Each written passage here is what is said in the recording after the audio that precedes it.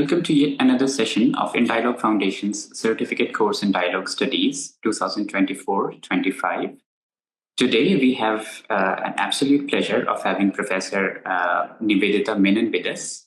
Professor Menon will speak on her latest book titled Secularism as Misdirection, Critical Thought from the Global South. Professor Nivedita Menon is a feminist scholar who has taught at the School of International Studies, Jawaharlal Nehru University, New Delhi since 2008. Before moving to JNU, she taught at Lady Shri Ram College for 15 years and at the Political Science Department at Delhi University for 7 years. Menon has written or edited several books about feminism and politics, including the 2004 volume Recovering Subversion, Feminist Politics Beyond the Law, and the 2012 book Seeing Like a Feminist. She also writes on current issues in the journal Economic and Political Weekly, the online news blog kafila.online, and several other newspapers. You're welcome, Professor Menon. You have up to 2 hours for this session, including for Q&A and discussion. And you can conduct this session as however you like to. Over to you, ma'am. Thank you so much. Thank you for inviting me to speak. I would actually like to have a longer discussion, so I'll keep my presentation to about, I think it may be about 40 minutes. So the idea is that I will give you an idea about my new book, which Behzad mentioned. So the word misdirection in the title, Secularism as Misdirection, I've used it in a very specific sense. It doesn't simply mean, I don't mean it's misdirected and there's a right direction. That's not what I mean. I am using misdirection in the way in which it is used in the performance of a magic trick. So what happens in the performance of a magic trick? Misdirection involves drawing attention away from where the trick is happening to another place or to other objects that are made to appear more fascinating. So the trick is happening in one place, but your attention is caught by certain gestures, certain things that that the magician, the artist is producing. As a result, you fail to see where the trick is actually happening. So that is misdirection. And in this book, I address the manner in which the master discourse of secularism and the grid of meanings it produces affect such a misdirection. I have felt for many decades, we've had very rich debates on secularism in this country, of course in the world also, but in our country, we've had very, very rich debates. And I've always felt a little dissatisfied with my own understanding of secularism and the way the term is used broadly. And in the course of thinking about this book, I came to the conclusion that the term secularism actually is not giving us any substantive argument. It's performing a kind of a magic trick. What I'm arguing is that the field of meaning that this thing called secularism invokes structures our vision, making certain objects and features hyper-visible so that we keep debating that. We keep debating those objects that are made hyper-visible, while obscuring others that are actually critical factors in contemporary politics and intellectual production. I'll come to what is focused on and what is invisibilized in a minute. And the question I'm asking is, what would democracy and intellection look like if we took these hitherto obscured factors into account? Lifting this grid of this term called secularism, which has long shaped our vision, has been enabled by decades of scholarship from the global south. Scholarship that has moved away from the universalizing thrust of the European Enlightenment thought, opened up its non-European histories, and carefully insisted that all thought emerges from specific spatio-temporal locations. By this, I mean that there is a way in which European Enlightenment thought has produced very important ideas, but has produced them as universals. And my intention is not to reject European thought, but to do what a lot of scholars have started doing from the global south, which is to locate it in its own spatio-temporal context. That is, a particular space and a particular time. So some of you may be familiar with this term that Dipesh Chakrabarty has used. He's a historian and post-colonial studies scholar. The title of one of his books is Provincializing Europe, which is to say that we need to understand that European ideas are not universal. We need to put Europe back and treat the ideas that come from there as one kind of resource. So these arguments have been made for a very, very long time. And I'm building on that. Now, first, I want to talk a little bit about what I mean when I say that we're thinking from the global south. The perspective I will outline is from the global south and from India, but my attempt will be to open up from this ground and theorize from this location in order to make arguments about secularism and democracy in general. I draw on scholarship and politics in my part of the world to set up conversations. I draw on scholarship and politics in my part of the world to set up conversations with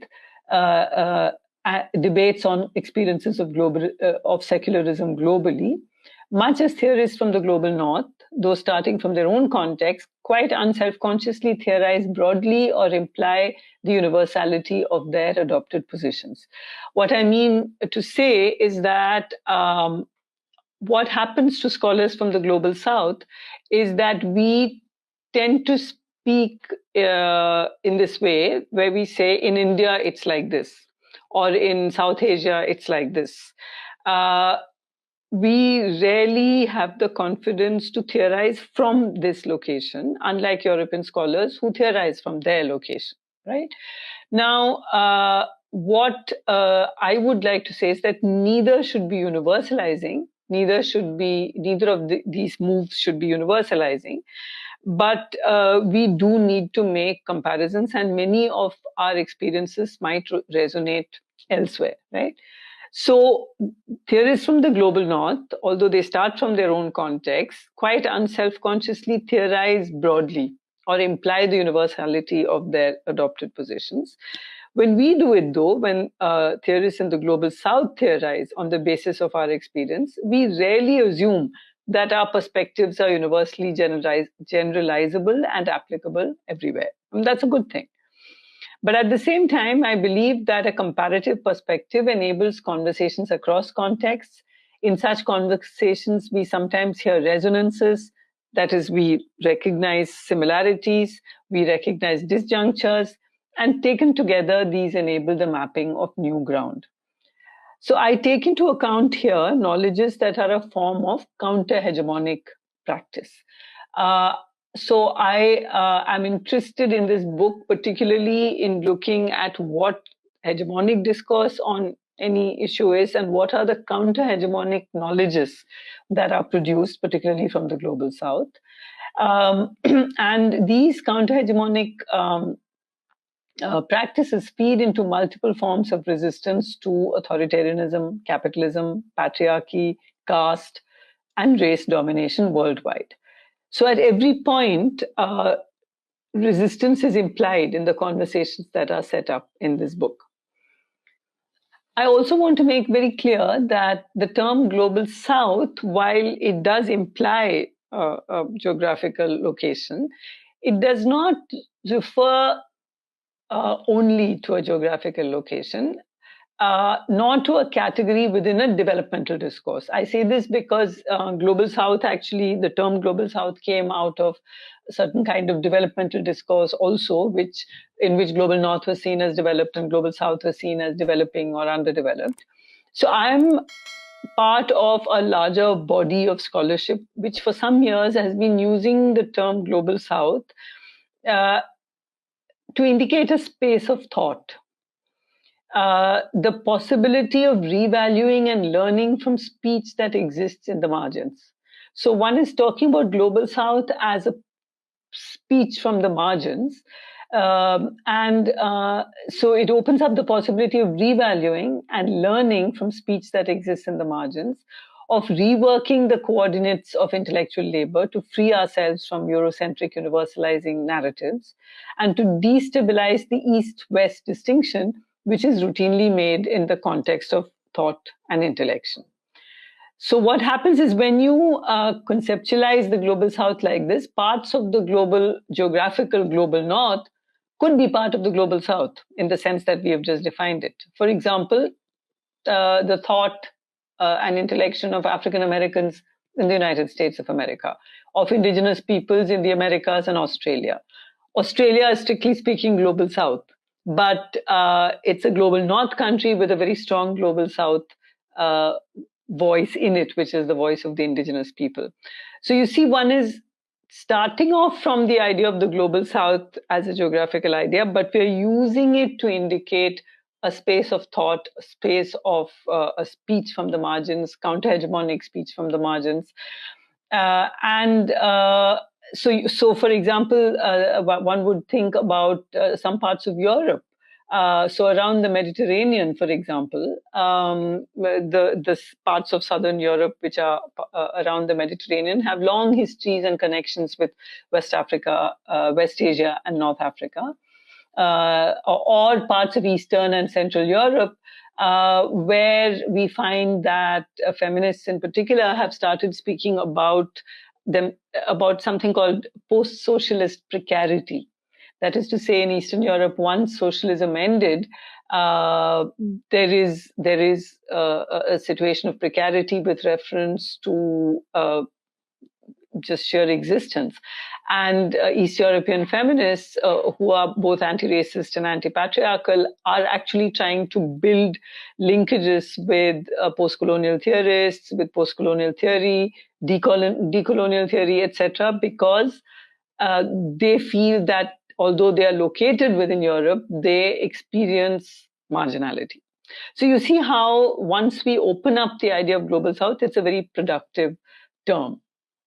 So that's the way in which I want us to think about global south, and that's the way in which I'm using it. Now, why the global south matters is that, and I've already indicated this a little earlier, that the location of where we speak from matters. So the Argentinian philosopher Walter Mignolo, for example, said, "I am where I think." That is to say, you constitute yourself, I am, in the place where you do and think. So note that this statement is not a claim to ahistoric indigeneity, authenticity, or superiority vis-a-vis something called the West, a stance which is very familiar in India from the Hindu nationalist framework. Rather, it is an insistence on privileging location, a recognition that spatial and temporal coordinates inevitably suffuse all theorizing. Where you speak from, what part of the world you speak from, what location you occupy in that world, and what time period you're located in, all of this determines how you think and what kind of ideas you're likely to take seriously and how you act politically. Your location determines all of that. So, for example, as a 21st century, I could say 21st century woman, but that is already filled with so many other coordinates: upper caste, upper class, India. So I'm trying to say that this location will determine, will definitely decide what kind of theorizing and what kinds of theory and ideas emerge from me. So I'm saying that when you privilege location, it's a recognition that that spatial and temporal coordinates suffuse all theorizing. A sensitivity to location invariably leads to a productive contamination of the purity of empty universalist categories with specific histories, thus challenging their claim to speak about everywhere from nowhere, pointing towards unexpected other histories that unsettle the idea of a single point of origin. This hemispheric divide is bridged by links with the South within the North, that I've already indicated. So, for example, Latin American decolonial feminism has found allies with the Latinx feminist tradition of the United States. Dalit intellectuals in South Asia have been in conversation with Black politics and scholarship in the US from the time of the correspondence between B.R. Ambedkar and W.E.B. Du Bois in 1946. When Ambedkar hoped to follow Du Bois in submitting a petition to the UN on the plight of India's untouchables, down to the present. So this conversation between Dalit and African American and Black politics in the US, it goes back to the time of Ambedkar at least. The Dalit Panther organization, founded in 1972, was explicitly inspired by the Black Panthers of the US. And at its peak for about 5 years, it provided inspiring and militant leadership to young Dalits. Now, the Black Panthers don't follow that politics, but at that point, the connection with the Black Panthers of the US was very evident. In the US, you have activists working with, say, equality labs who study the practice of caste discrimination among South Asians in the US and who make explicit connections between Dalit and Black experience. So Equality Labs actually came out with a report, Caste in the United States, which was discussed widely among Black audiences. So I hope with this, we can begin to see what thinking the Global South involves. The attempt to bring into conversation with one another concepts and categories that have emerged from different spatio-temporal locations is key. This conversation would have to be produced with the sharp awareness that there will be incommensurability, mistranslation, productive misreading. That is to say, these conversations among these different kinds of political traditions it's not going to be very simply one of dialogue. The very idea of dialogue. I don't think we should think of dialogue as happening between two rational selves completely legible to each other. And perhaps you may have had discussions of this sort, but this is how I think conversations happen.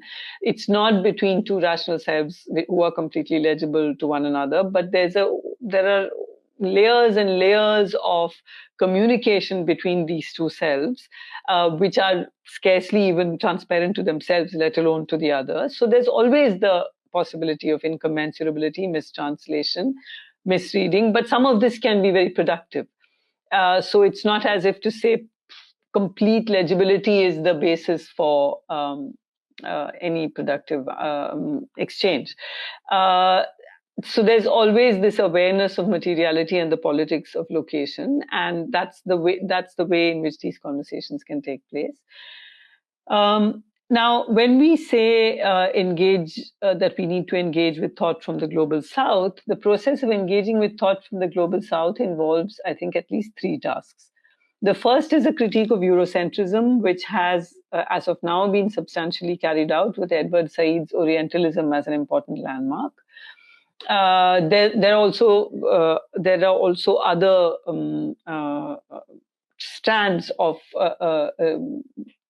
critique of Eurocentrism, which come from Asia. For example, there's a whole debate around a set of lectures called Asia as Method, which I also look at in this book.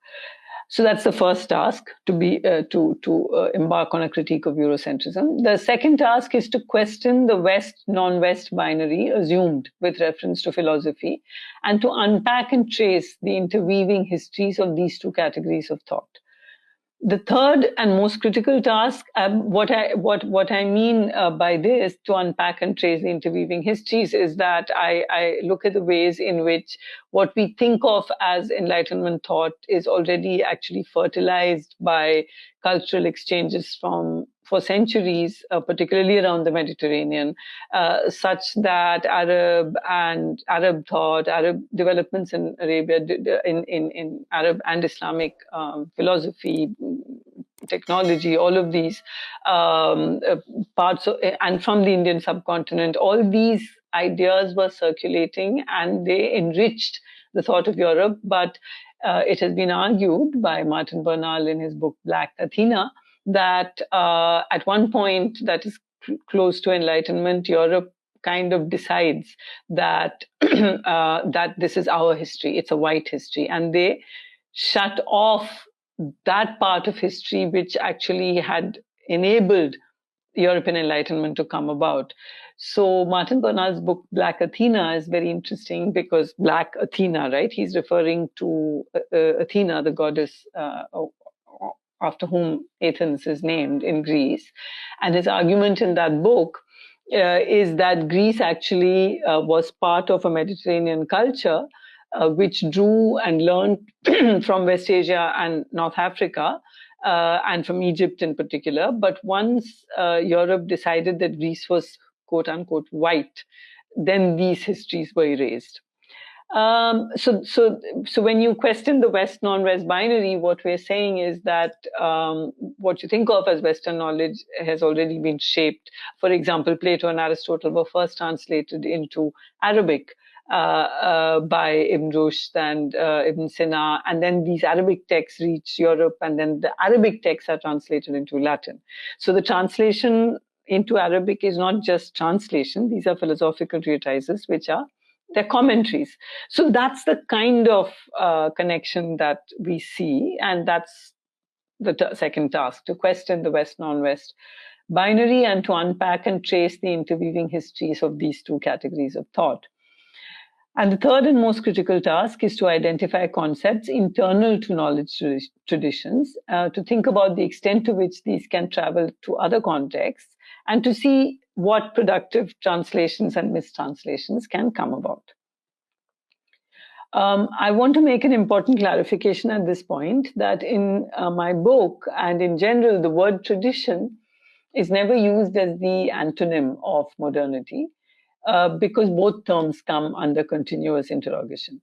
I use tradition in the sense of continuing practices and knowledges, regardless of whether they have ancient roots or are more recent. Thus, a knowledge tradition could, for example, be scientific or feminist or religious, or have elements of all of these. All traditions are living palimpsests through which can be dimly, but sometimes brightly glimpsed layers of histories like a fertile undergrowth. Now, so this is what I mean when I say that we should be focusing on critical thought from the global south. And now I come back to the idea of secularism and how it affects a misdirection, making us focus continuously on some categories and debating those endlessly, and not noticing what some other objects which secularism is, the discourse of secularism is not enabling us to see. So let me start with the two key instances of misleading hypervisibility. That is the two objects that you think of immediately when we say secularism: religion and women. The moment one says secularism, these are the two ideas that immediately come to mind. And what I do is I explore the intertwined issues around religion, state, women, and secularism. On the one hand, there is the assumption in debates around secularism in the 20th and early 21st centuries that a specific field, separate from politics and the state, recognizable as religion, is self-evident. We don't have to even define what we mean by religion. Everybody knows what it is. So the assumption that there's a specific field separate from politics and the state, recognizable as religion, which is self-evident, and that modern politics is manifested in establishing a wall between the two. But simultaneously, there is the assumption that religion is made visible primarily on the bodies of women, and that the process of defining religion and religious freedom is to be conducted through indicating specific ways in which women's social status and roles indicate modernity or tradition or democracy or secularism or whatever value is at stake in a particular controversy. Both these assumptions are sought to be unpacked. One key component of my argument here is that state and religion are both elements of the political, are not independently existing domains, and that they co-constitute each other. And I discuss religion and how it is produced under specific circumstances by examining ascendant Hindu supremacism as a state project in India, because that shift has happened from what we used to call communalism. Now what we see is Hindu supremacism as a state project. This book tries to understand the ways in which the construction of religion functions under conditions of majoritarianism. Now, what some of the issues that come up when we think about religion and the hypervisibilizing of religion and women is consider, for example, and I discuss this at some length in the book, consider the question of the headscarf, the Islamic headscarf.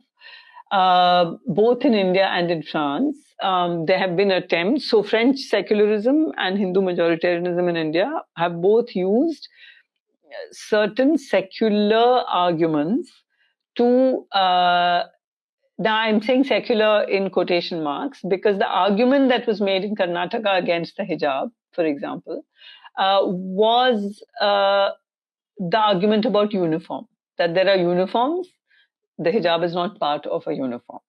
In France, the banning of the headscarf in public places, the Islamic headscarf. I'm saying Islamic headscarf in particular because other kinds of headscarves are not targeted in this way at all. And in France, it's banned, the wearing of headscarves. But now what is interesting, if you take France, is that, so what is happening is that the body of the Muslim woman is the space on which French secularism will establish itself as modern, right?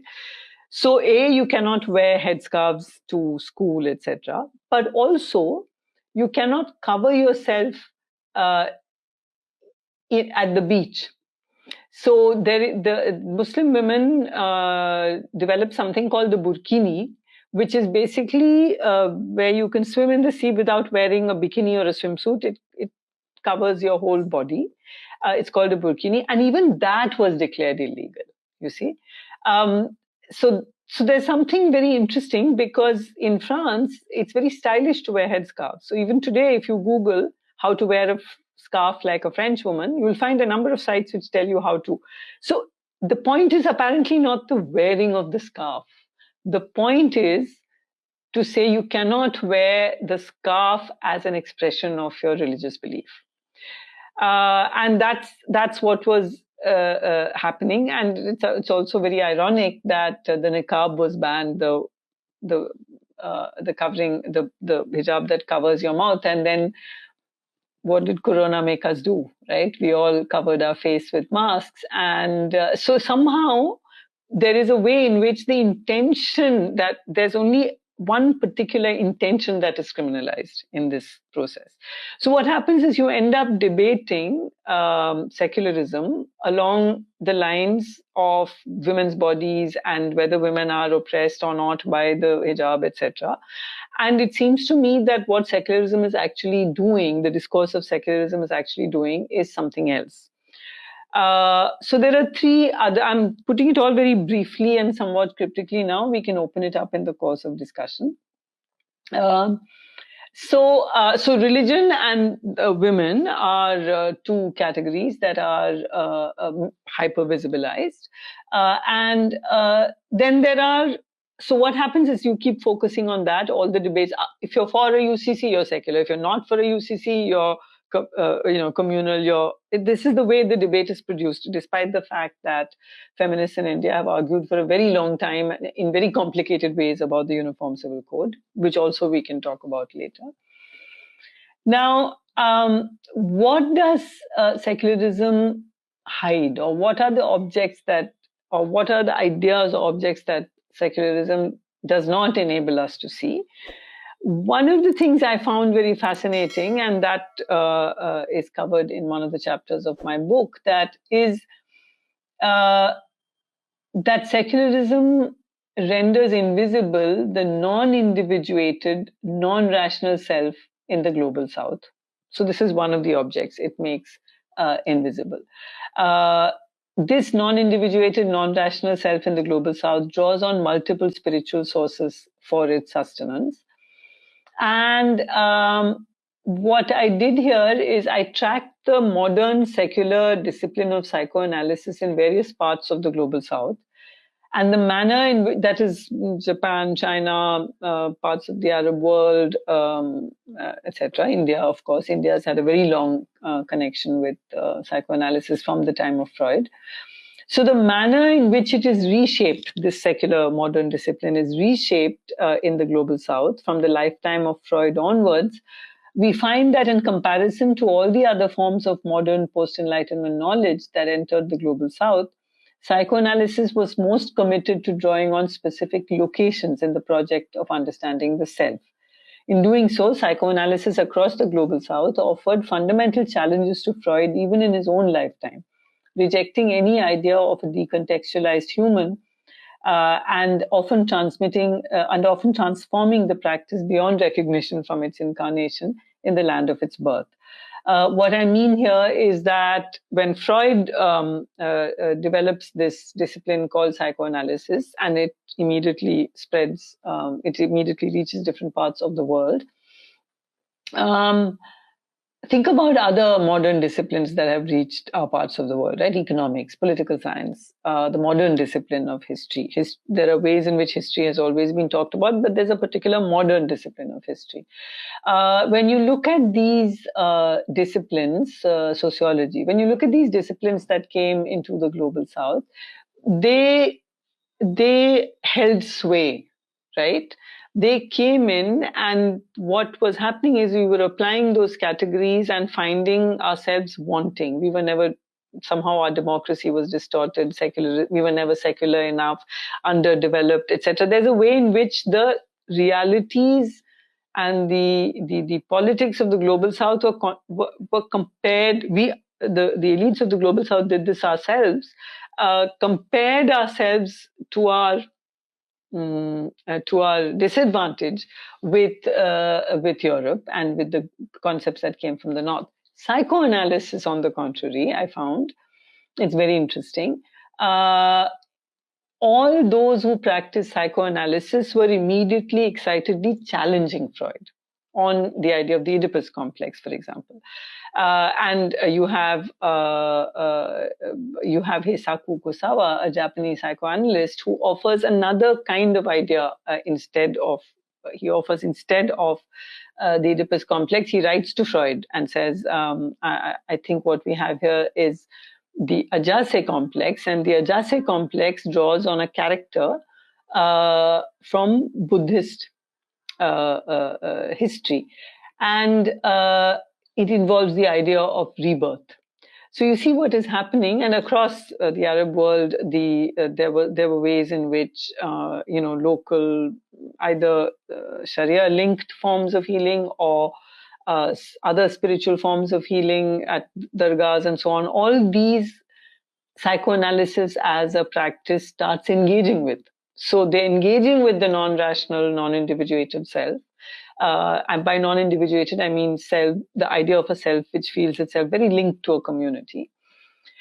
So I found this fascinating, that psychoanalysis was most committed among all the forms of modern post-enlightenment knowledge that entered the global south. Psychoanalysis was most committed to drawing on specific locations in the project of understanding the self, and offered, as I said, fundamental challenges to Freud. Freud didn't take these challenges seriously at all. Girindra Shekhar Bose from India also wrote to him, but he kind of was very dismissive, because Freud, in a sense, embodies that kind of European knowledge which believes that it has arrived at the truth which just has to be applied in other parts of the world.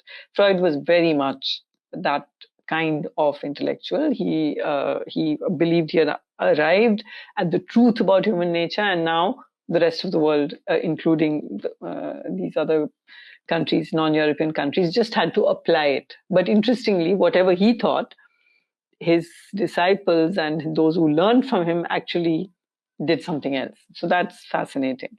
Now, the second feature I say that is obscured by the discourse of secularism is capitalism. The invocation of secularism enables an uncritical acceptance of the violence of capitalism on people and nature. Disenchanted now, land, forests, rivers, and all of nature are available to be commoditized. This is the journey from the darkness of pagan beliefs and religious sectarianism into the light of secular modernity. That's how secularism presents itself. Thus, the project of secular modernity emerged alongside capitalist transformation in the West, and in post-independence India too is intimately tied to a notion of development predicated on the large-scale sacrifice of the interests of specific communities in order to serve the greater interest of the Indian citizen. So you had this whole phase up to the 90s of big dams, for example, hydroelectric projects, etc., where the idea is that people should sacrifice their immediate interests in the larger interests of the Indian citizen. Now, all of this was conducted in very secular terms, right? So this idea of a development which in which specific communities must sacrifice their interests was very much part of. And Nehru spoke of the temples of modern India. So temples of modern India were the dams, which dislocated just hundreds of thousands of people, of farmers and peasants. Now, apart from the dispossession of communities from resource, now this is not just India. So I'm not making this argument about wherever capitalism has functioned, it has functioned on the understanding that nature is merely a resource. And whereas there are indigenous people and people who work on the land who have a very different relationship to nature, which is partly spiritual, it's certainly not entirely rational and instrumental. Farmers don't think of nature as simply as a resource from which they can grab what they can, but capitalism does. So natural resources, human resources, these are very capitalist terms, very instrumentalizing terms. Apart from so what happens with capitalism is, of course, the dispossession of communities from resources and land. But a related critical factor obscured by the grid of secularism is that of environment and ecology. Since much of the resistance to capitalist transformation is conducted by indigenous peoples whose lands are rich in minerals, the resistance is often conducted in terms that sacralize nature and draw on indigenous spiritualities. Secular environmentalism is often unable to relate to this mode of resistance to capital. On the other hand, in India, the political doctrine of Hindutva has a dual relationship to capitalism. When capitalist development counters Brahminical Hinduism, Hindutva stands opposed to it, but the Hindutva-driven state supports capitalism against indigenous and other spiritualities. And of course, the support for capitalism comes from non-Hindutva, non-majoritarian, perfectly secular states as well. Now, what I just said, that Hindutva, when capitalist development counters Brahminical Hinduism, then Hindutva stands opposed to it. But this Hindutva-driven state supports capitalism against indigenous and other spiritualities. I'm referring to, let me give you as an example, two kinds of two contexts. So one is the Pathargadi movement across the tribal belt of central India, where the tribal communities are insisting that their rights, which are protected by Schedule 6, which says that communities will determine how their resources will be used. They're insisting on that. They're actually invoking the constitution, they're invoking the PESA legislation, which all of which give them the right to determine what to do with their own resources. But of course, the Indian state, particularly in the last decade, there's been an accelerated appropriation of resources for capitalist development. So the shift that has happened is up to the 90s, Indian state was still appropriating, but for large public projects, right? Like dams and so on. But in the after the 90s, gradually, the state is actually acting as an agent to appropriate resources for private capitalist players. We've seen that shift quite clearly. Now, if you look at the Pathargadi movement, uses the tradition of erecting large stone pillars with inscriptions for various landmark events in the community, or it could be death, it could be to show ownership of a particular piece of land, and so on. So there's a tradition of establishing these stones, but which is called Pathalgadi. But these movements use it to invoke the constitution. So these large stones are put up with the provisions from PESA and the Constitution, and they stop government officials from entering. A lot of them have been arrested under what was then the sedition provisions. It's a very powerful movement. Now, here the Hindutva-driven state. By Hindutva, I simply mean very simply the self-definition of Hindutva as offered by Savarkar, which is the political doctrine of Hindu supremacism. So the Hindutva-driven state there is not concerned about the spiritualities of indigenous people who and so on. So there, the coercive apparatus of the state clamps down very hard. But there's another interesting, not an incident, another interesting issue, which is the Setu Samudram project. Now, the Setu Samudram project is a project to build a bridge across the POC states which separate Sri Lanka and India. And the idea is that if you build that bridge, and this project began with the UPA-2 government. So it's an older project. This is what I'm meaning. This is what I mean. Secularism is a cover for capitalist development. Not a cover for, it enables. So we have to see, I'll come to this in the end, but I want to say it here. We use the term secularism as if it has a value, but secularism is merely a strategy of rule. It can be used by authoritarian states, it can be used by democratic states. So we need to think of secularism as a strategy of rule and decide what is the value that we want to promote in order to establish a just, diverse society. I don't think secularism is serving that purpose. This is my point, the notion of secularism. Now, when you come to Setu Samudram, the argument, so what happened is that this bridge was opposed by two sets of voices. One claimed that there's a coral reef, which would be an ancient coral reef, which would be destroyed by the building of this bridge. And it was claimed that this was the bridge, that the reef was actually the bridge built by Ram in order to cross over to Lanka and destroy and defeat Ravan. So it has religious value, and so it was being opposed by the Vishwa Hindu Parishad, etc., this particular project. But it was also being opposed by voices from environmentalists, because the destruction of this coral reef is a horrible destruction of an ecosystem which is very rich and which has great importance for human survival. But even in itself, it has value. And plus, of course, it would affect fishing. So there's fisher people's communities from both countries, Sri Lanka and India, etc. So there's a large environmentalist and people's voice also, which objected to the Setu Samudram.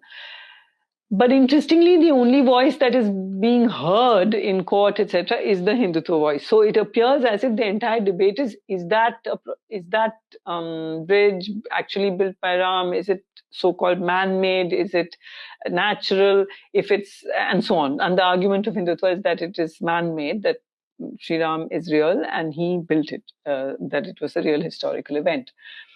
Now, you see that when it is a question of Brahminical Hinduism, then the Hindutva forces stand up against capitalist development. But when it is spiritualities of indigenous people, then capitalist development gets the upper hand. So these are the kind of complicated issues that are made visible when we start thinking about secularism as a strategy of rule rather than something of value in itself. Now, the third feature obscured by the discourse of secularism is caste, one of the critical elements in this region, which is obscured by the celebration and practice of secularism. So when you celebrate and practice secularism, you fail to see caste. I examined the millennia-old project of Brahmanism in this territory, now called India, of producing a community that abides by the caste system and accepts Brahmanism as the dominant ideology. Starting from roughly the Puranas, composed around the 4th to 11th centuries, and continuing into 20th century ideologues of Hindutva such as V.D. Savarkar, and further into the Hindutva of the 21st century, the rich heterogeneity of beliefs and practices across the subcontinent have been sought to be assimilated into Brahmanism or marginalized or wiped out. This diversity of practices gets labeled as Hindu only because the legal definition of Hindus is one that gathers up all those who are not Muslim, Christian, Parsi, or Jewish into its fold. Thus, what is often celebrated as the rich diversity, inclusivity, and tolerance of Hinduism is merely the massive and age-old assimilationist project of Brahmanism, which has still not succeeded in creating Hindus.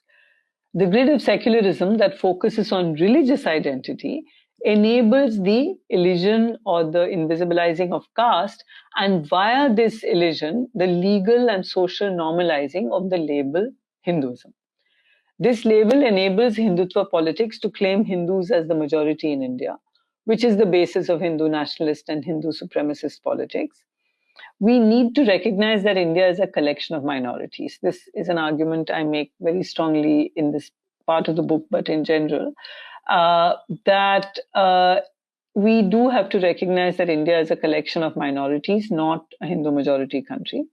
This book argues that the modern project of Hindutva is only the current phase of a process that began with the advent of Vedic people into this landmass. I focus on Hindutva's continuity with the millennia-old project rather than the breaks. There have been breaks, they've been studied, there's a lot of scholarship, but I focus on the continuities. Rejecting the claim of Hindutva that Hindus are the majority requires mainstream left, secular, and feminist politics to reorient itself through a serious engagement with Dalit Bahujan scholarship and life worlds. I'm coming towards the end of my presentation. The argument of this book is that secularism is not in itself a positive value, and nor is its meaning self-evident. Secularism is, as I said, merely a strategy of rule. It can serve majoritarian anti-minority politics and capitalist transformation. It can be also invoked to sustain democratic politics that respects heterogeneity, social justice, and ecological concerns.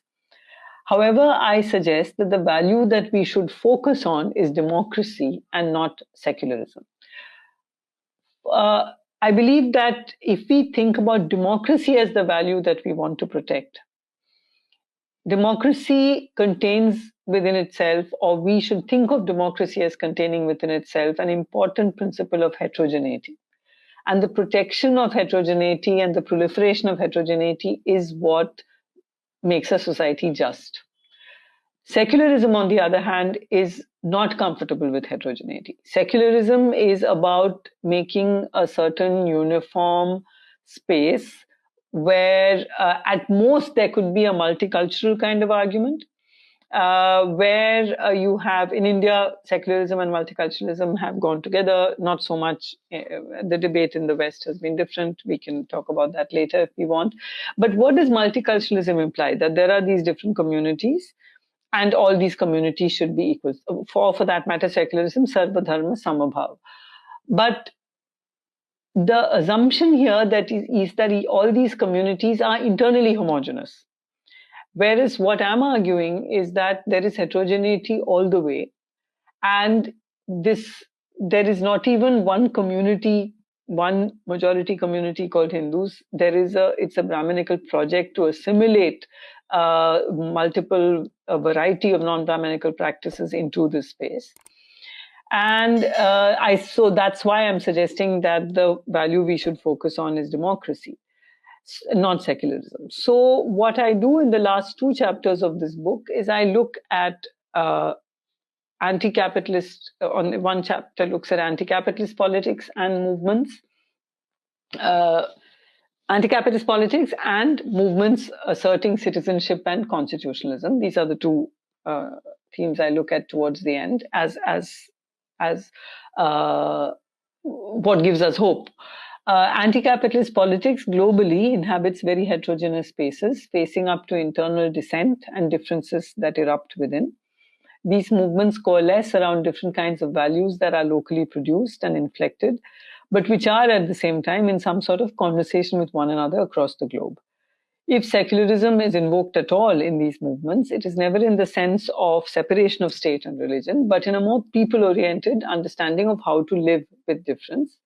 The overriding value being asserted in these movements appears to be democracy with all its faults. But democracy too is imagined in more direct terms, distance in particular from political parties which have over the 20th century appropriated and ventriloquized the people, this thing called the people. And what I mean here is that if you look at the movements across the globe from the Arab revolts onwards, let's say, everything that in the 21st century there have been. So if you look at all the massive movements, whether in this country, farmers' movements, students' movements, Arab, what was called the Arab Spring, but the Arab revolts, the We Are the 99% movement in the US, they've just been, and the Sri Lanka movement that overthrew the corrupt regime, and so on. What we find in all of these movements, every single one of these movements, is a deep distrust of political parties. So what we're actually seeing, it seems to me, not something that will happen immediately, but there is a resistance now to the way representative politics has worked. Because political parties have, as I said, have appropriated and ventriloquized the people. That is, political parties claim to speak for the people, but election after election leaves people feeling desperate, disappointed. The election somehow never, not just here, I mean globally, never seems to represent the large majority of the population. And the control that parties and leaders have. So you've had in every country of Europe and in the United States, you've had massive protests against the genocide in Gaza. Yet not one government among them, or at least very few of them, actually listened to the people and stopped funding the Zionist state of Israel. So people on the ground, what they want doesn't seem to match with the way the state works. So what I've looked at in the second part, in the last chapter, is the way the way in which we have to rethink ideas of constitutionalism, citizenship, and so on, to think outside the terms set by representative democracy, which is formal parliamentary democracy, which is not actually representing the people anymore. It's ventriloquizing the people, and that's a huge problem. So that is the overall structure of my book and the key themes of the book. And we can open up any part of it to questions. Thank you. Thank you so much, Professor Menon, for this very fascinating and meaningful talk. And I must say that you summarized the book so well. And thank you so much for your time. Of course, you made some very powerful statements. I'm really fascinated by the fact that you said India is a collection of minorities. It's such a reality, really, if we look at our country carefully. And also that secularism is not necessarily a positive value. You gave example of France and Karnataka, but of course we can add many more countries or instances to support this argument. We saw something similar happening in Turkey and under the Kemalist regime, because of whom now we have another kind of authoritarian Islamist government in Turkey. So yes, thank you so much for this. And now we open the floor for questions and discussions. Anybody amongst the participants can ask a question or make a comment, of course. Purvi, yes, you can go. Hi, thank you, ma'am. It was really amazing. And of course, it's an amazing thing to hear you again and again. So I'd like to make, basically, it was very interesting to actually note global south versus vis-a-vis the debate of global north versus global south debate, because we've always understood it from the point of view of geography. But as you spoke, I can relate to it. So there's this alliance called Progressive Alliance. It's an international alliance of political parties which have their ideology towards socialism or, towards the center left. So I attended that as a part of UC, International Union of Socialist Youth. And I was really excited. But turns out after I attended it, I got to know after 7 days of it, it was all Euro-centered. Like all the policies, all the objectives, all the training, even the kind of politics that South Asian groups should do. So we were a part of South Asian Pacific sort of situation. And later on, we just realized that all the policies, the dialogue, everything was just directed, very Eurocentric approach. And for us, it was very menial things to learn from it. Like we couldn't really sort of use that approach in terms of Indian context. So that really resonated with me. And of course, when you talked about misleading hypervisibility of secularism, women and our bodies and religions get thopoed on us. So very strongly associate with that. And I would like to tell it from the point of view of a public health professional as a doctor. When we see that all these policies which are driven and, formulated by the so-called bureaucrats and ministers, and they're the ones discussing and formulating this policy as to when a girl or a woman should have children. They're defining that fertility period and when should she not, the contraceptive period. It's bogus. So, I've always thought of it as a biopolitics. That, they're using this weapon of their thought, their process of controlling from Foucault, of course. And, they're directing our bodies and making all these decisions. And of course, religion does play a role. Because, so I got married into a cross-religious thing. And, after 5 years of my marriage, everybody is like after my life to have kids and everything. So, it's not just your decision, even your parents, your partners and everybody else gets under the influence of this, society and these norms. So definitely the religion aspect does come into it. Log kya kahenge, hum to Hindu hain, tumko itne to karne hi chahiye. That kind of narrative started coming into our everyday life. I totally get that. And also when you talk about secularism enabling capitalism, and also when you were talking about, UCC being implemented and certain values, I'm a little confused there, because from a feminist perspective, I'd want for my sisters and other women to have an equal say in whatever, like in marriage, in their commitment to the partnership, even in living or whatsoever, even the day-to-day activities. Interestingly, I was very against when women did not work after educating themselves, aapne itna sab padh liya and you're not working and you still choose to become a housewife. But over these periods, I've realized that is also a choice. So we have to respect that also as feminist. But also what happens is women only become the barriers of others. So patriarchy is partly driven by women itself. I was just reading that Uttarakhand has they've passed the law of UCC, right? And that every woman will get a right to property, economy, all these rights are given there.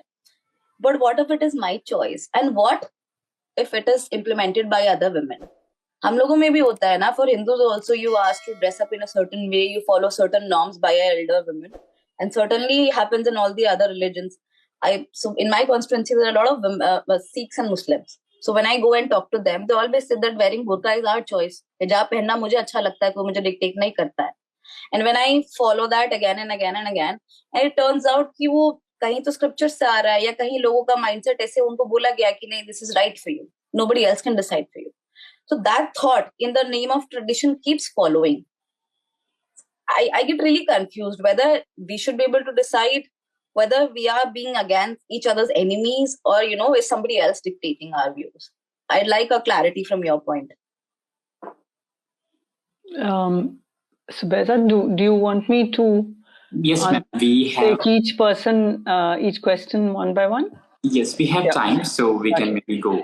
Okay, so first of all, Purvi, let me just talk about, the Uniform Civil Code is something that I'll talk about, and the other is the question of choice, and I'll come to that. So the Uniform Civil Code has a very long history and a very long debate. And what we have not taken into account is, and what the women's movement gradually started understanding and speaking about. So we're talking from 1937 onwards. Yeah. There's been a demand for a uniform civil code because from the women's movement, because different religious communities have different religious personal laws, and all women should have equal rights. And all these personal laws discriminate against women. But by the time we reach the 90s, we realize, and there's long history to it, but we realize that what is called uniformity is not gender justice. And what we have to focus on is gender justice. And gender justice may probably be better brought about by looking at what the laws in each community are and working on them to make them gender just, rather than coming up with one principle which will govern everybody in the same way. Because uniformity, and as you've seen, I've already said that I value heterogeneity above homogeneity. Uniformity is not gender justice. Like when I try to speak about the Uniform Civil Code in Hindi, I realized it's very interesting that if you translate uniformity, so it's called Saman Nagrik Sanhita. Right. But Samanta, it's not about Samanta, it's about Ekrupta. So what we want is Barabari, but what we are getting is Ekrupta. So the Uniform Civil Code is something that was ultimately the feminist and queer movements moved away from the demand for the Uniform Civil Code, started focusing on gender justice, started demanding gender justice. But what we see now with so gradually we saw that the key elements of the BJP's push for the Uniform Civil Code has been to target the Muslim community, as if only the Muslim community has patriarchy. And the triple talaq was declared invalid by the court, and not because of the BJP government, but because of petitioners who are Muslim women, who have worked with the grassroots, and Muslim women who wanted change in the community. This is what we felt, that these changes should come from within the community. So the triple talaq judgment is not a victory of this government, it's a victory of Muslim women. But then, of course, the government passed a law further criminalizing those who give triple talaq, which is quite unnecessary because it has been declared invalid. So you're further criminalizing a community which disproportionately forms, if you look at the percentage of Muslims in India and you look at the percentage of Muslims in prison, particularly Muslim men, it's very, very disproportionate to their percentage in the population. So now you're adding another way of criminalizing Muslim men. So Uniform Civil Code is actually a very, very, it's a weapon. It weaponizes and uses the language of women's rights to actually control women. Now, as a politician, you should be aware that the Uttaranchal Uniform Civil Code has nothing to do with women's rights. Nothing, zero to do with women's rights. Because what it has done has already been achieved.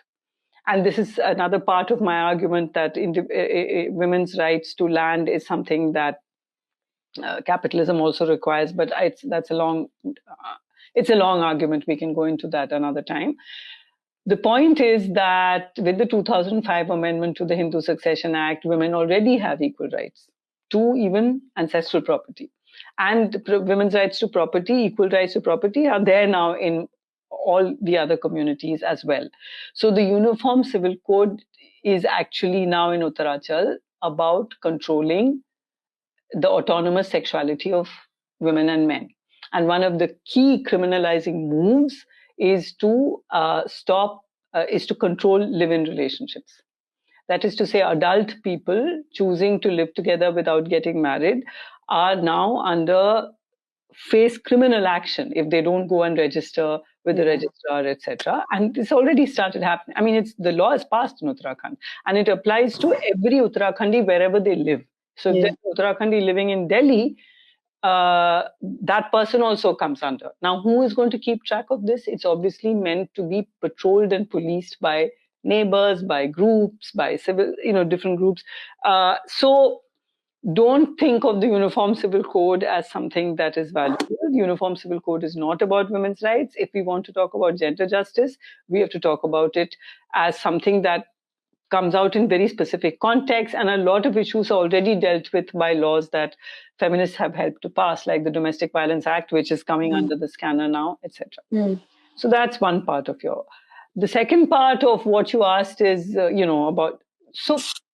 patriarchy, like any other structure of power, functions through both domination and coercion and hegemonic control. So maybe all of you are familiar with the term hegemony, but maybe you're not. So let me just quickly say that by hegemony, we mean domination by the consent of those who are dominated. And that consent is created by ideological structures, religion, social pressure, all of that. So that what happens with patriarchy is that patriarchy would not work, actually, if women were not also agents of patriarchy. Women have to be agents of patriarchy because the price they pay for not being agents of patriarchy is very, very high. There is no reward. There is no reward for the woman who is promoting patriarchy, but there is a huge punishment if she does not perform her role as mother, as mother-in-law, who controls and disciplines the women of the family.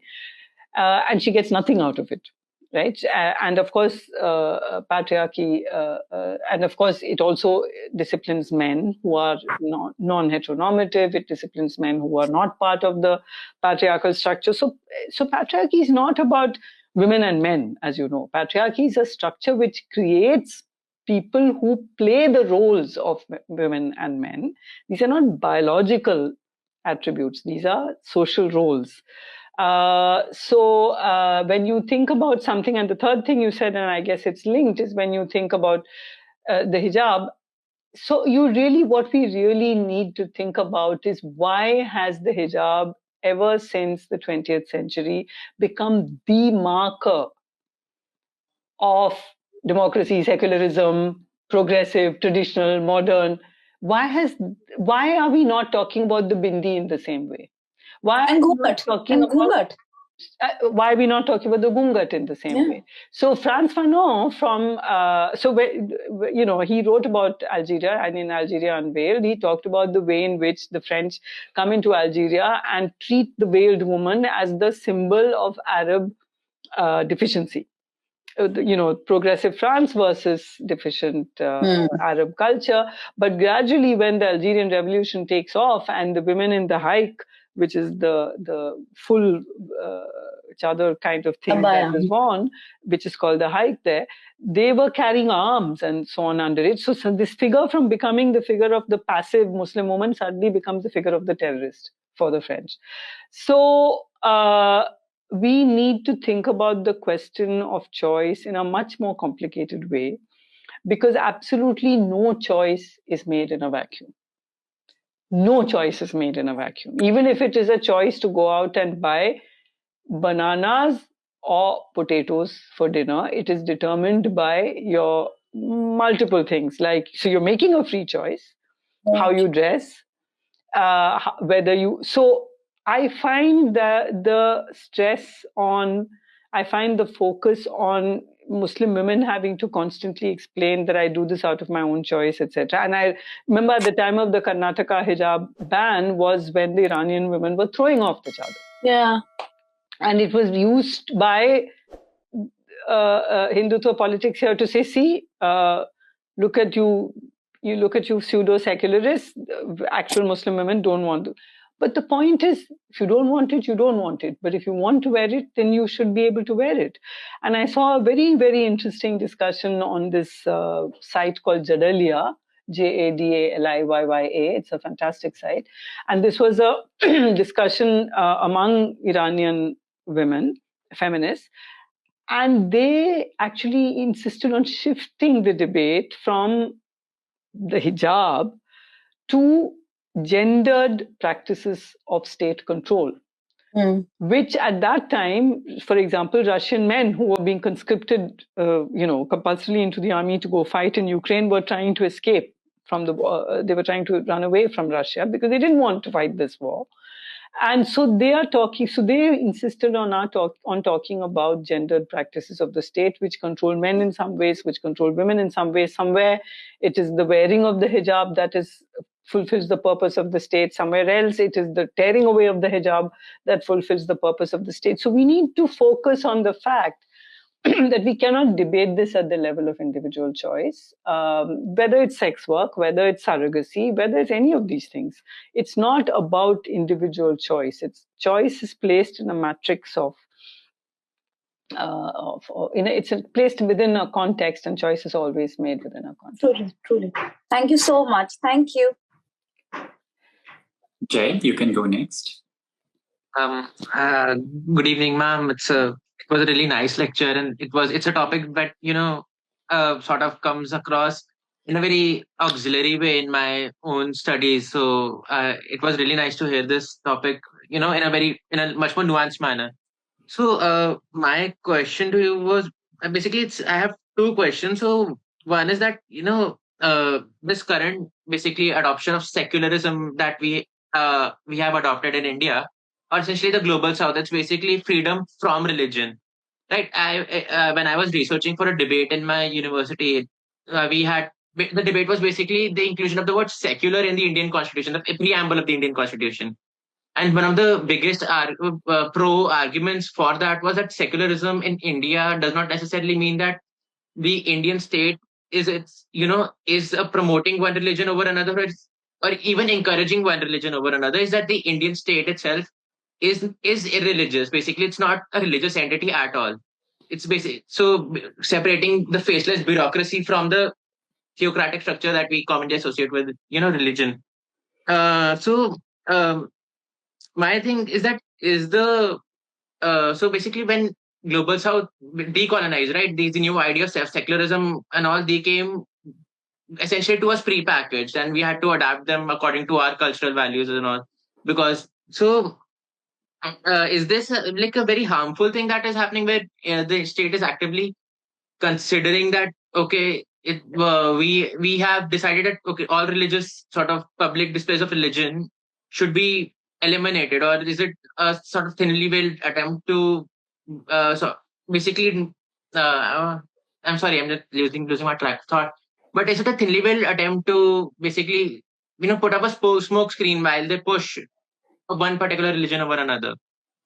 See, the states, the Hindutva project in India is not about eliminating all practice of religion in public domain at all, right? The Hindutva project we began by saying, is it harmful? Yes, it's harmful, because the Hindutva project is about eliminating, either assimilating or destroying all forms of religious, spiritual, cultural activity that are not that cannot be described as Hindu. But this affects the group affects heterogeneity within the group defined as Hindu. Because, as I said it in passing, but let us remember this, that there is no definition of Hindu. Yeah. The term Hindu could never be defined, even when the Hindu code bills were passed. The four acts on guardianship, etc., were passed in 1955 to 6. The Hindu Marriage Act, the Hindu Succession Act. When these four acts were passed, they had to define what is Hindu, and they could not define it because there is no one thing that cuts across. Not one thing can you think of that everybody called Hindu does or doesn't do. And therefore, the definition is all those who are not Muslim, Christian, Parsi, or Jewish. And therefore, so what happens is that you are actually, it's a negative category, but there has been, since with the coming of Hindutva politics, there has been a pushing of a Brahminical project.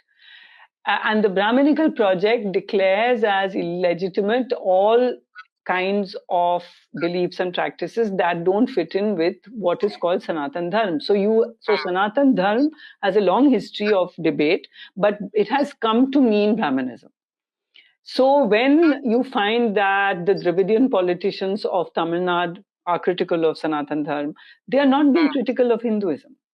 They are not being critical of Hindus. They are being critical of Brahmanism. And Brahmanism has tried, as I said, from the Puranas onward, to homogenize. So you'll see that this hurt sentiments. There is only one community whose sentiments are hurt, and only one community which can claim. And that community is not even a community; it's particular political groups. No ordinary Hindu sentiments are hurt as much as these political groups' sentiments are hurt. Now, secularism is not secular. There are different ways in which secularism has been understood. One is separation of religion and state, but in India it has been understood as the Sarvadharma Samabhav. That is, you look at all communities equally. Now, this look at is a diktat to the state, but it's also to us, to the people, that we should look at all communities equally. You see, it's not only what the state should do, it's how we should live. Now, anyone who says that the idea of Sarvadharma Samabhav comes to us from the West is illiterate beyond belief. No, it's right? it's a you didn't say very, it. You didn't say it, but it's constantly India, said, right? Yeah. In this landmass that came to be called India from the 19th century, people have lived together in multiple ways. There have been invasions and conquests, but that is the history of humanity. But that is not the only way in which Islam and Christianity entered India. Islam and Christianity entered, now I'm saying India, but it entered Kerala in a different way. Why? Because it came from the seas. It came as from trade. Yeah. It came as. So what I'm trying to say is that the idea of secularism comes from the West is unsustainable. It is a complete lie, and a deliberate and malicious lie. First of all, because if we understand secularism to mean living with one another, Sarvadharma Samabhav, which has many, many other versions of it going back to even under the Mughal Empire and prior to the Mughal Empire, etc. But the other point is that the use of the term decolonizing by the Hindu right and by right-wing elements all over the world is again, I feel, completely illegitimate. It's an appropriation of a project. Because if you look at because I would say that what decolonizing implies, and this is a whole body of scholarship and politics from the Latin America in particular, that where we get this term from Walter Mignolo I mentioned. Decolonizing involves recognizing and respecting heterogeneity. But what we see as what is being done by Hindutva is a recolonizing. It is a recolonizing of the past in a Brahminical mode. It is a homogenizing of the heterogeneous practices. So what they're calling decolonizing is actually, it's to some extent de-Westernizing, but not really, because then you should be giving up on the nuclear bomb, and you should be not going in for capitalist agriculture. You should be listening to the farmers, right? So it's not even de-Westernizing. The idea of the nation state is very Western. The idea of the modern nation state comes to us from Europe. So it is to some extent de-Western. So when you bring in Sanskrit terms instead of English, okay, Bharatiya Nyaya Sanhita instead of Criminal Procedure Code, fine, Indian Penal Code. It's very superficial, that kind of, because the actual Bharatiya Nyaya Sanhita is exactly the same as the previous. It's just that the numbers have been changed. As I suppose you know, you must have been reading about it. The number of the section 304 has become section some other, etc. So it's what do we mean by colonial? If we mean by colonial the idea that a state can control the people for its own interests, then it is the deeply colonial aspects of the penal code remain. Sedition has been removed, but there are much more draconian provisions which control freedom of expression and speech and political activism. So I'm saying that the use of the term decolonial is completely illegitimate because it's actually recolonizing. Thank you, Mohammed sir. That was a really nice answer, and like I basically put into perspective a lot of concepts that I basically did not.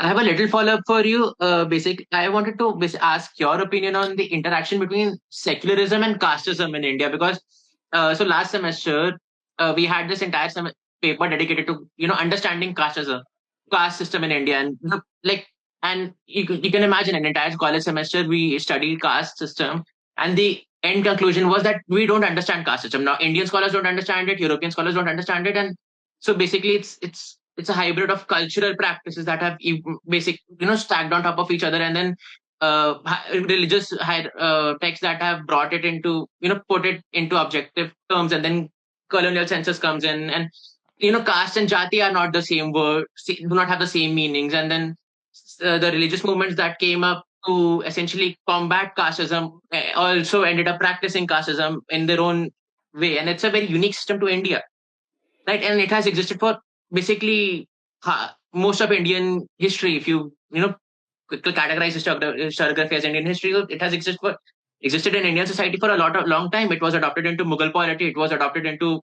all the political entities that have existed in India.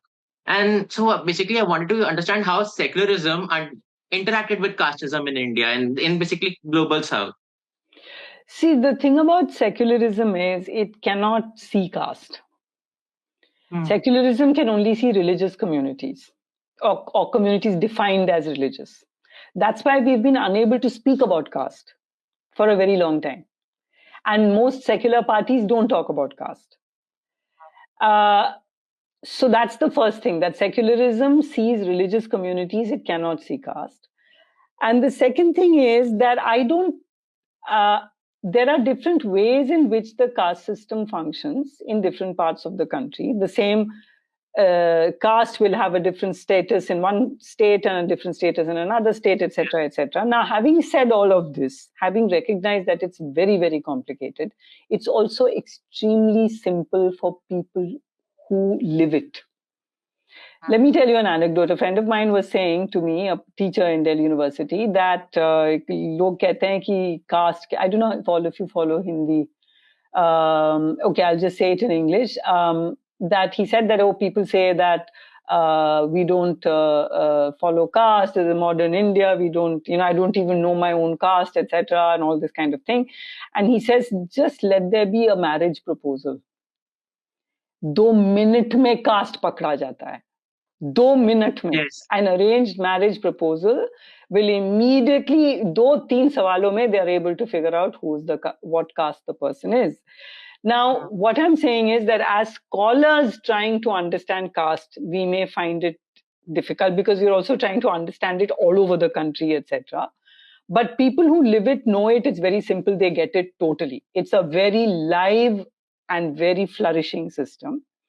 Yes. But apart from the complicated, we can set aside the complexities of caste to simply look at one thing, which is the what is the word I want? The humiliation of people deemed to be lower caste particularly Dalits, we can just focus on that. Let us not get into this very academic thing that caste is so complicated, I'll never understand it. Did two men die yesterday cleaning a septic tank? What was their caste? And does a person of any other caste do that work, manual scavenging? We only have to understand this. We can take our time to understand the complexities of the caste system. Are people killing their own children for marrying outside the caste? Are people killing their own grandchildren for marrying outside? That is, you kill the baby also when the son or daughter marries outside the caste. I mean, how many instances, and have you seen how much these incidents have increased with the coming of in the Hindutva regime, right? Because Brahmanism is the driving force of this.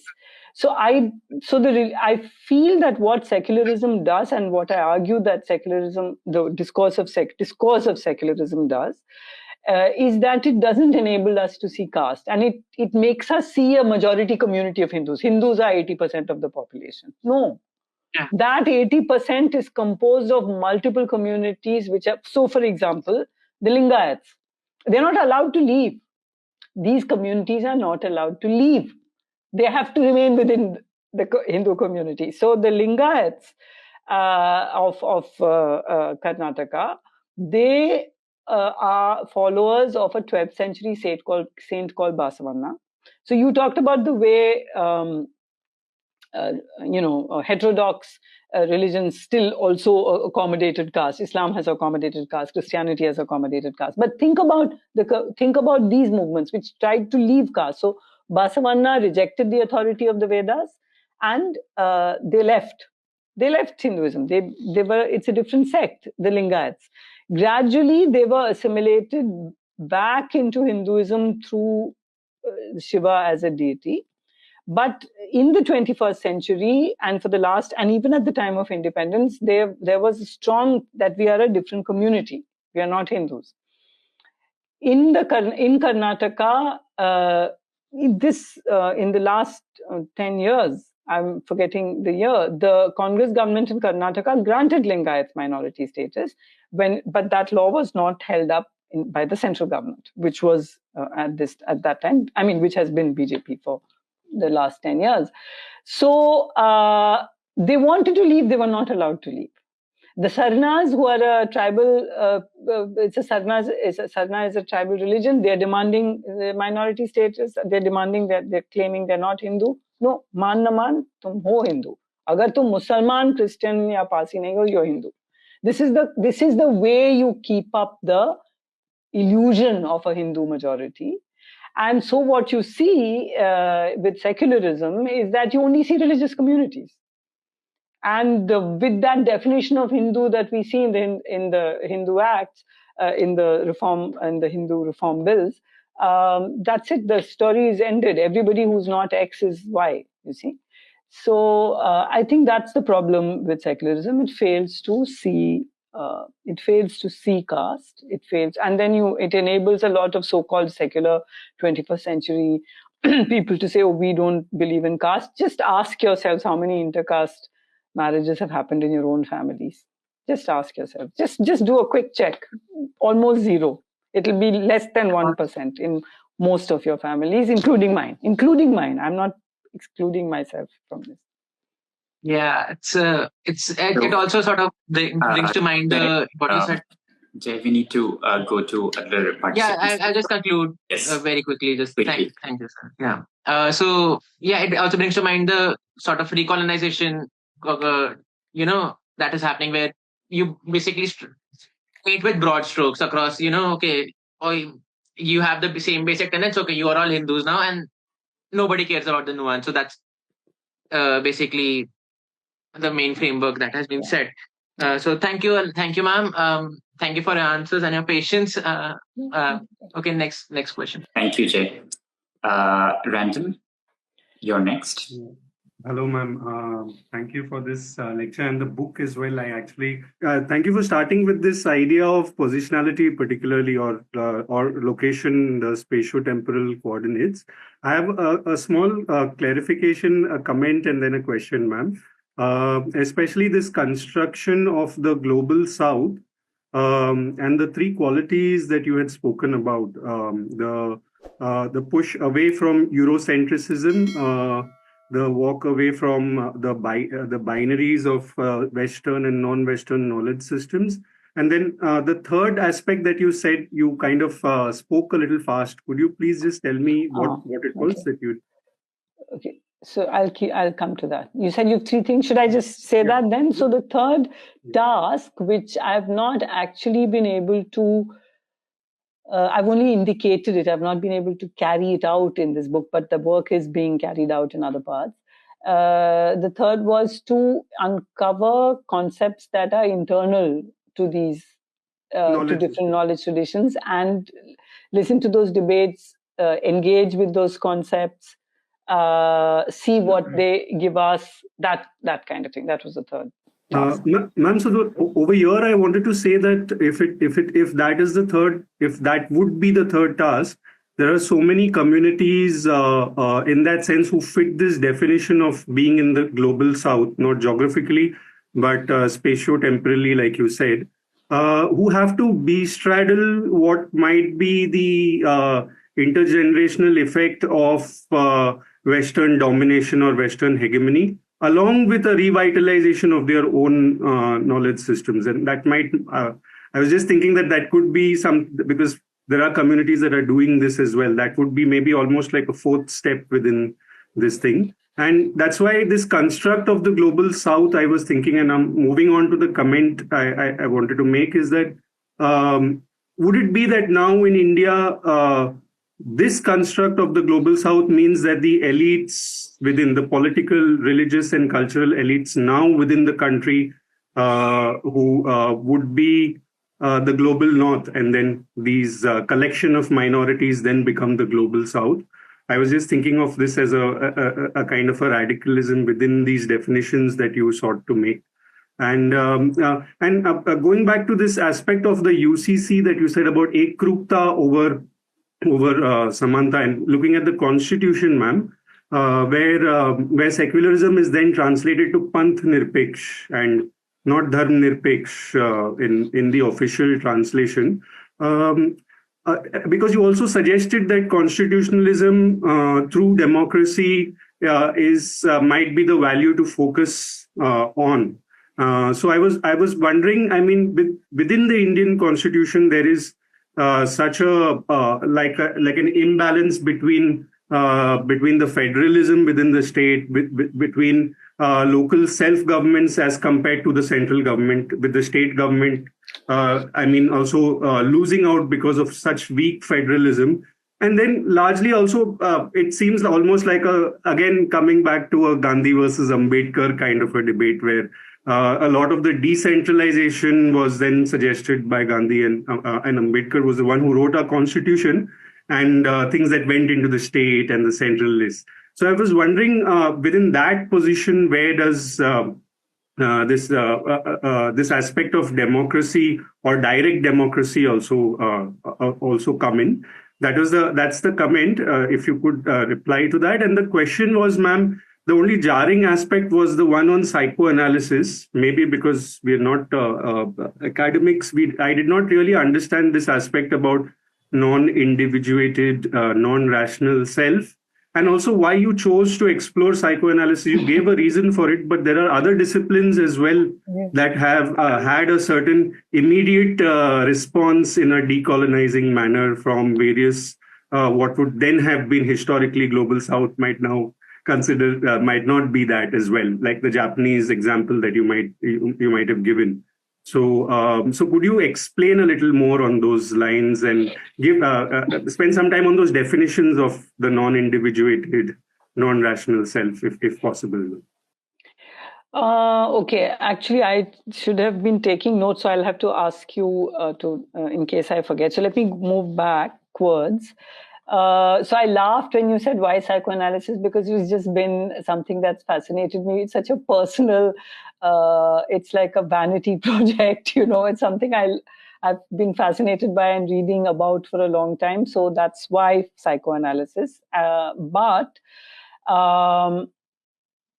what I think, so the non-individuated, when we say modernity, there is an implication of something progressive versus tradition, which is something regressive, right? So modernity is always used in a kind of normative way.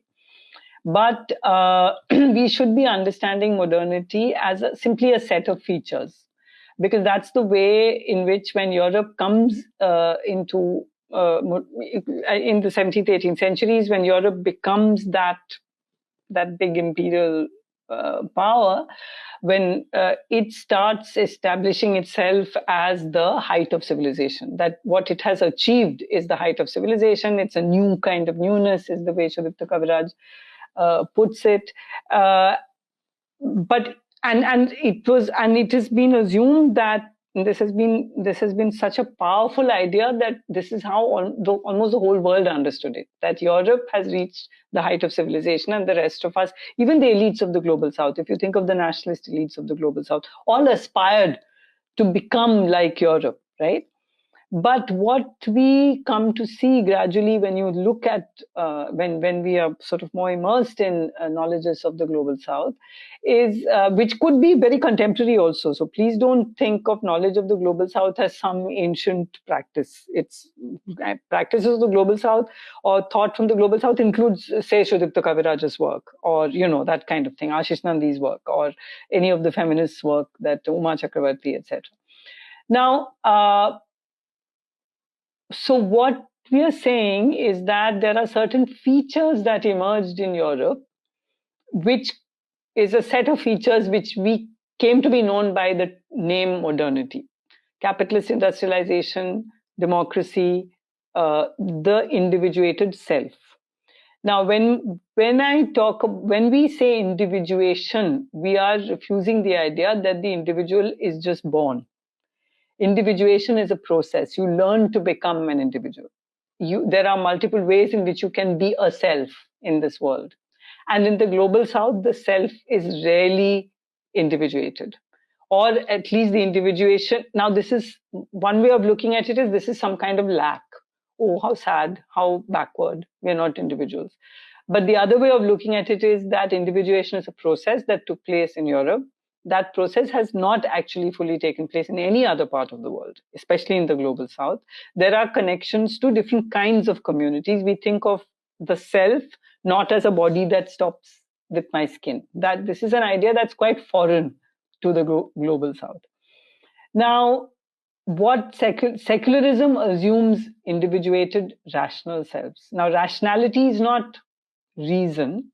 Rationality is this particular utilitarian instrumental mode of engaging with the world, right? Self-interest maximizing individual. That I will do whatever is best for me as an individual. That is rational thinking. This whole idea doesn't make any sense for any human beings, but particularly not for the global south. So the non-individuated, non-rational self of the global south is not visible to secularism, but it was visible to the discipline of psychoanalysis. And it's fascinating for me to see that all these very confident scholars and practitioners are so, they are taking on the idea of the unconscious, the idea of repression from Freud, and then just applying it in their context. Because when people come to them with different kinds of there are many different ways in which mental illness is a big thing, but even mental discomfort is taken care of. It's taken care of by spiritual practices, it's taken care of by religions, it's taken care of in multiple ways. Psychoanalysis has actually tried to engage with all of this. So that's what I was trying to do with psychoanalysis. Just before that, you talked about Ambedkar and Gandhi, and Ambedkar was for centralizing. See, Ambedkar was definitely the centralizing voice of the constitution, and that has to do with his distrust and justified and legitimate distrust of localities decentralizing, because these are the spaces where he saw caste hatred and caste sort of triumph taking place, and he envisaged the modern state as the state that as the agent that could end caste oppression and caste and caste indignities and so on. So at every stage you'll see in debates, in whether in the Constituent Assembly, he would or in the Hindu Code Bill debates, he would always push for centralizing, because his idea was, or he thought that a centralized that at the level of the state it could, the modern bureaucratic rational state is the state that can end caste oppression. Now, I think his faith may have been misplaced, because we can see how a centralized state can function in an entirely Brahminical and caste-ridden way. So that was the second last question. What was the one before that? Ma'am, actually, you've answered to a considerable extent what I was asking you to comment on. Just within the framework of a dialogue, ma'am, I felt that you had used religion and culture, actually, like a hegemonic culture, quite interchangeably also, since you would say that the Hindu community is not definable as a religion in that sense, at least not like Christianity or Islam. Within this, these dialogues that you mentioned between the two forces, again, you use the word secular, despite the fact that you said that the book is a kind of a critique of the concept itself. But these forces, this dialogue, how would it? The dialogue between the secular and the left, I think, if I'm not wrong, and Dalit Bahujan forces. Oh no, I didn't. No, it's not a debate. Not dialogue, ma'am. Dialogue. Sorry, you said dialogue. No, what I was saying was that those who consider. What I was saying was that these kind of things that I'm saying about caste are coming from Dalit Bahujan intellectual work. And we need to, and those who are not Dalit Bahujan have not actually taken on board what it means. So if I now see India as a collection of minorities, it's by understanding these kinds of work, and I've cited a lot of it in the book.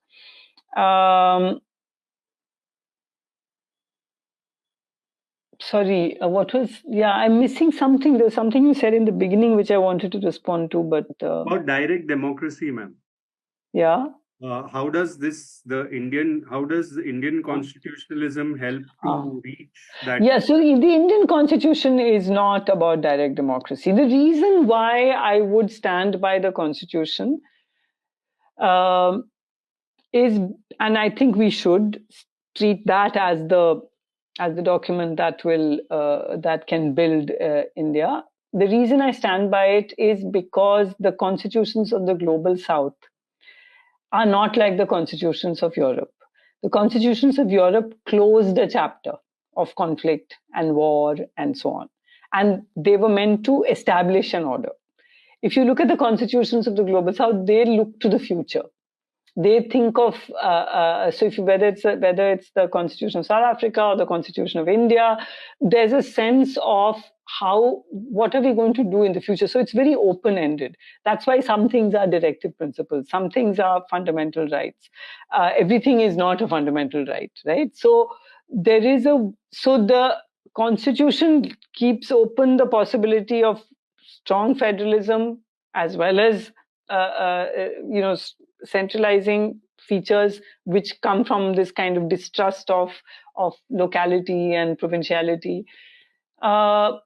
And that is why I agree. See, when the word secularism is introduced, then when Hindutva forces keep using the preamble without the word secular in it, I find it very interesting because the reason why the term secular was not put into the preamble was because nobody could fully agree as to what is meant by secular, the term. And Dr. Ambedkar said that the Constitution as a document embodies the principles of coexistence and justice and social justice and all of that. So we don't need the word secular, which nobody's agreed upon. And that's why I'm not very concerned if the term secular is not used in the preamble, because what are we saying when we use the word secular? What we are saying is that there are different kinds of groups and communities which include, and I'm saying, so the word tradition, as I said, can be a feminist tradition. It can be, which includes multiple modes of living, including, for example, queer people, including, for example, families which consist of friends and, different kinds of groups of people, etc. Now, all of this is exactly what the Uttarakhand Civil Code is trying to control. It's a control of sexuality, it's a control of intimacy, because sexuality, intimacy is at the heart of state building. States control through their control of intimacy they build power. So yeah, I'm not sure I fully addressed everything, Randall, but very interesting questions. Thank you. I think this will have to be the last question. Yes. Pragya's. Yes. Yeah. Hi, Professor Menon. So I have a quick question and three small observations. My question is that I really want to know how many, if you have any case of any country which has used secularism positively, to actually, as a tool for the benefit of people, and one of the things that I don't know if everybody knows that Uttarakhand was actually the second. Funnily, they have this. They have this particular clause. They have banned polygamy, but it is okay for a Hindu man to remarry again, have multiple wives if the first one does not give him a child by 21 years and a male child by 30 years. So this is the law. Pragya, where are you saying this is the case? I lost your voice a bit. This is in Goa. So Goa also has this the clause. Goa's Uniform Civil Code has this provision that Hindu men can be polygamous. So yeah, I mean, Hinduism has this funny thing in polygamy that you cannot be criminalized for polygamy if the first one only the wives can. No, but you're saying this is part of the Goa Civil Code. Because Goa has a Uniform Civil Code.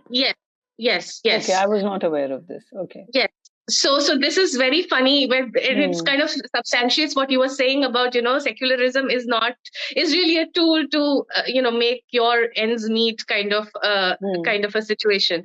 And the second thing, when you talked about, that part where you were like, if you're not X, Y, Z, then you are this, when you're a Hindu, if you're not a Christian, Parsi, Muslim. So that is this speaker who had come a couple of years ago, and they actually spoke about this. Their entire lecture was what happened when in 2014 the Jains got a minority status. Their institutions got a minority status in Jan to 2014, and they completely, earlier they used to always call themselves Hindus, proud Hindus, and then suddenly they started identifying themselves as staunch Jains, and they're like, no, we are not Hindus. So this is what happens when there's some economic benefit to your identity or any other kind of benefit. I mean, benefit, of course, anything. So what you were saying is that it's a manufactured, it's actually that category that you fall in. Because before that, Britishers also, Muslims used to identify as Sunnis and Shias and other categories, and Hindus would identify as, the tribals were different, and the Shaivites and the Vaishnavites were different, and they would not consider themselves as a homogeneous group. So that was my second thing. And the third really was about France, where about the Burkini, actually, because I happened to listen to both sides of the debate, and of course there is no doubt that France, their intention was not really to push in secularism, although they said that, we also don't allow chastity rings or the crosses and other things. But there was actually this very valid point that I found where women, the French women, the white women, they are saying that the new immigrants that are sort of coming in, they when they see a woman in a burkini, they identify that she's a pious Muslim woman. So she's supposed to be, because of their misinterpretation of their religion, they assume that she is supposed to be respected, but everybody else is fair game and they can be, mistreated or molested. And similar, and so they said that that's why we don't want, so a large section of white women You found that argument. You found that argument convincing. I actually did. Why did you find it convincing? Tell me what you found convincing about it. Because I have traveled extensively, in Europe, and I've seen the difference in what you wear. Kind of makes a lot of difference. Of course, I have traveled with people who are of different religion and who have been in Wales or etc. And also versus when and there are certain areas where you go into which have an immigrant majority. So I've actually seen the difference. I felt it. I'm just saying. Of course, I could have my own bias. Okay, so I want to address this right away. It's one thing to say that immigrants who come from the countries that France once colonized, they do not understand or get the sexual freedom and the freedom of women to dress the way they want, etc. They don't understand it, and one would say that they should be trained to understand it. Right, that there are ways in which people can be trained to understand, and they can be, and that's an issue to raise. That's an issue to raise.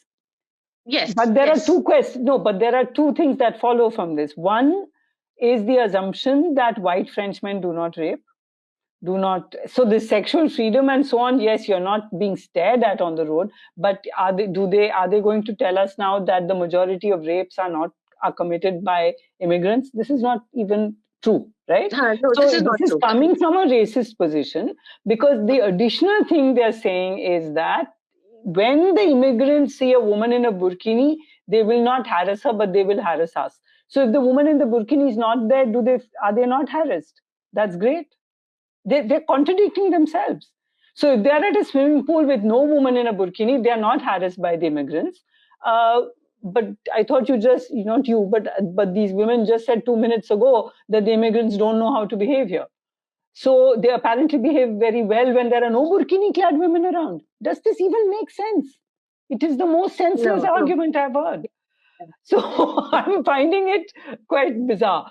Okay, so I do need to wind up. So let me just, you began with the question of has any state used... Look, it's not, I think the way we should look at it is that sometimes something called secularism may have performed certain positive functions, but that is not because of the thing called secularism, but because the state had a certain project, maybe. But secularism has also served the ends of authoritarian regimes. So that's my point. It perhaps there's a way in which it can be used in Turkey. It was used by Ataturk in the most authoritarian way. It has led to the coming back, of Islamic fundamentalism. The way it's come back has something to do with that kind of harsh. The Shah of Iran imposed secularism, and it led to the coming of. So secularism can function like that. But I do want to, towards the end, the question of religion. What is religion? And Randall mentioned that I seem to be conflating or using religion and culture interchangeably at some times. And I do, because religion is another term that is almost impossible to define. And if you look at the definitions that the United States of America has tried to come up with for religion, in order to, they had to do that because there would be people who would claim exemption from certain requirements, like let's say, serving in the army, standing up for the national anthem, singing the song or whatever that they're supposed to sing about the US on the grounds that they're Jehovah's Witnesses or different kinds of. So the courts are constantly being asked to define religion, and there are multiple, there's no one definition. So you someone talked about Jay, I think talked about caste being difficult. Religion is impossible to define. And therefore, I think that what secularism does is it makes us think we have defined religion.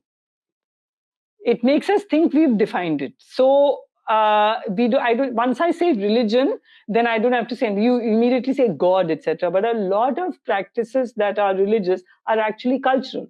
They're not to do with a belief in God or something called God. And if you don't have that belief in God, is it a religion? If you worship trees and the mountains, is it a religion? Right? So there's all of that. So I would say, in answer to your actual question, it's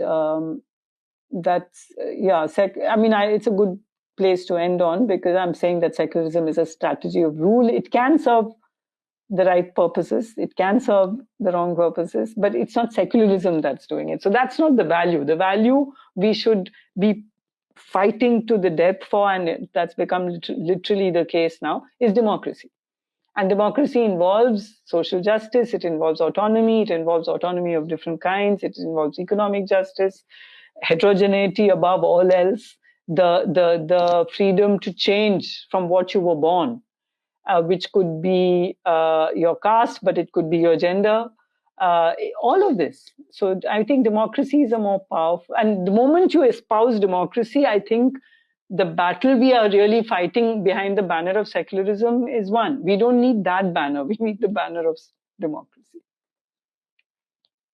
Thank you. Yes. Wait, DP, sorry, there's a quick question. I'll just answer it. Did you also employ the techniques of past life? No, I didn't. So the question is, did you employ the techniques of past life regression and hypnosis as a form of psychoanalysis? I'm not a practicing psychoanalyst at all. I didn't practice psychoanalysis. I looked at how psychoanalysts and psychoanalytic scholarship engaged with psychoanalysis coming from Freud. So I looked at their work. I didn't practice psychoanalysis. Sorry. Yeah, you can stop now. Yes. Thank you so much, Professor Menon. As you can see, this talk itself has stimulated a lot of thoughts in our minds and has generated debate. So, but I thank you for your talk, and I at the same time hope that this talk does not end here. All of us, the participants, order a copy of the book itself, so we understand your arguments better. Can I just say that my book is available on LibGen? Please feel free to download it.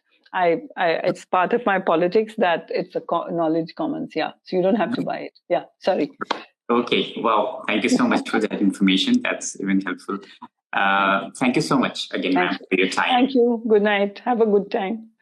And in the course, I mean. Okay. Thanks. Good night, everybody.